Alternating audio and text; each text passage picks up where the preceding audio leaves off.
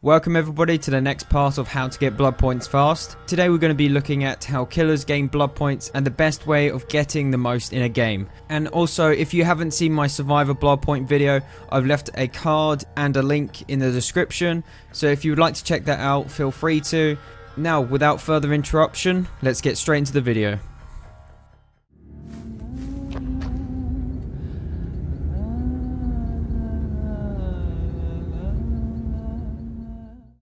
I'd just like to point out, guys, that playing as killer will in general give you more blood points, and even though both survivor and killer get the same amount of points for each category, a killer is a lot more consistent gaining its points, and that is because of how easy it is for certain ones compared to a survivor, as survivors have to do much more than a killer does. So this is really good if you do want to do some blood point farming.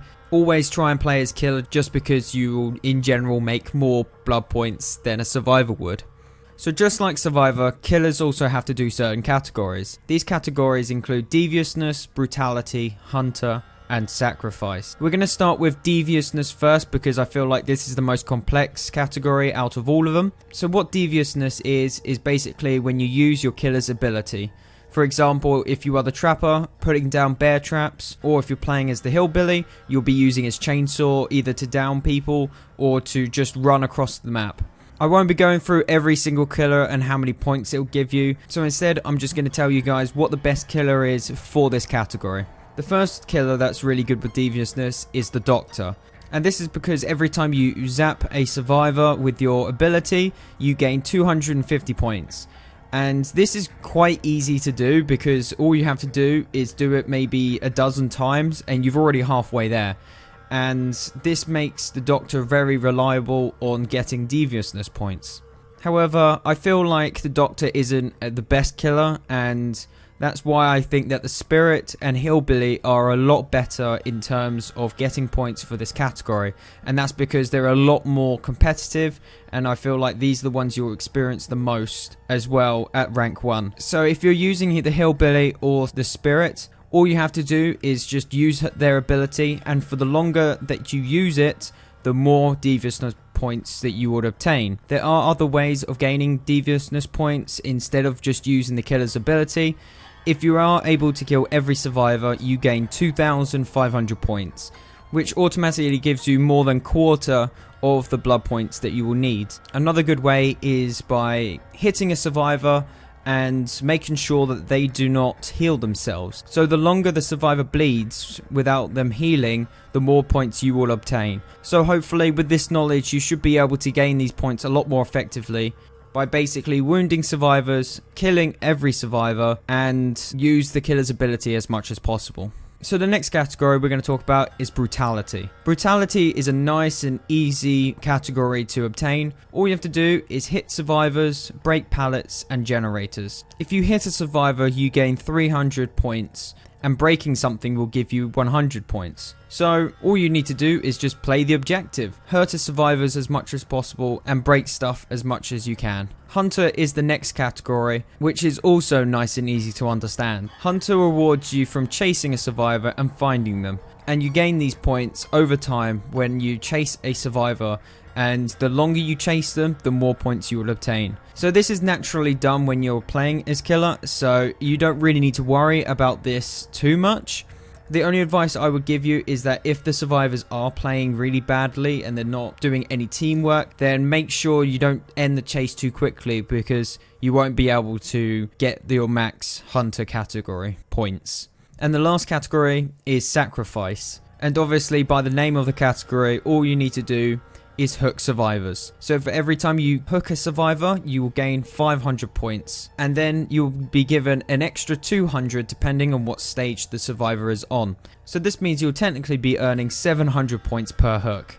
However, you can choose to bring a Mori instead, and this will give you 1000 points per kill. However, this isn't a really good way of gaining points because you gain way more points hooking survivors than killing them. So it's always better to hook survivors as much as possible, making sure that they are saved so you can hook them again. And this really rewards people to not camp as well. So this category is also very natural to get, so you shouldn't worry about this too much.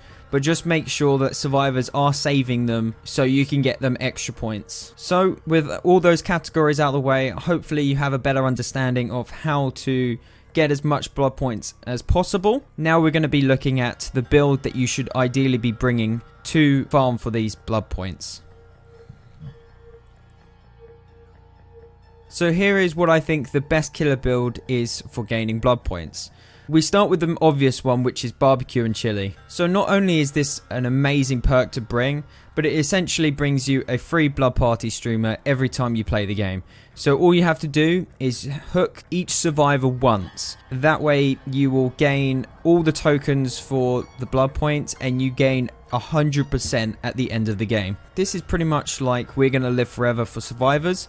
However, what makes this better is that every time you hook someone, you'll be able to see their auras. So this is an amazing perk that you should be bringing anyway to help with finding survivors and making sure you know what they've been doing, as it tells you a lot of information each time you hook someone. If you haven't already got barbecue and chili, I would seriously advise in getting the cannibal.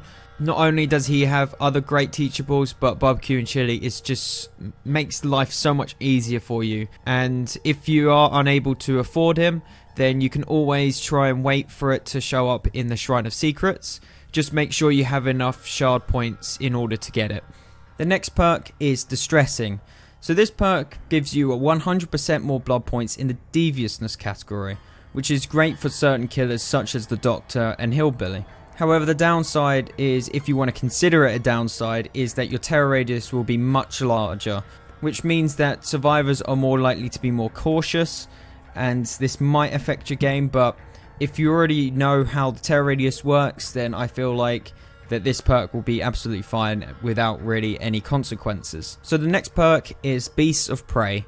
So Beasts of Prey give you 50% more blood points in the Hunter category, which is just an all-round good perk to have. And all you need to do to get these extra blood points is just chase survivors. So it's a very nice and easy, straightforward perk. Lastly, we have Thrill of the Hunt. So basically, every totem that you have on the map gives you 10% in the Hunter category. So overall, there are 5 totems at the beginning of the game, and that gives you 50% more blood points in the Hunter category. However, I feel like this perk is not as good as the other ones. Even though it does give you more blood points, survivors are more likely to break your totems a lot more now because it has increased the points for them, and a lot of players run either Ruin or Noed. So I can kind of see this perk being quite useless. Like I know that every time I've used it, I lose the ability pretty quickly. So if you are going for a pure blood point build, then take this perk by all means. However, if you want this game to last longer, or you need more points for other categories, then I'll suggest a perk on whatever you like. So what is best for you? So I personally would take maybe Hex Ruin, so I can slow down the game and get a head start of hitting survivors and use my killer's ability to gain more deviousness points. Or I would run Noed, because it is also a nice substitute because you gain more points when the end game starts. So it's all up to you on what you want, but those are my suggestions. And of course, just to top it off, remember to always bring a Survivor Pudding or a Blood Party streamer just for them added 100% blood points. And just a quick reminder, guys, that some killers also have certain add-ons that also give you more blood points. For example, the Hag has a certain add-on for Deviousness. Myers also has the Scratched Mirror for Brutality, and even Hillbilly and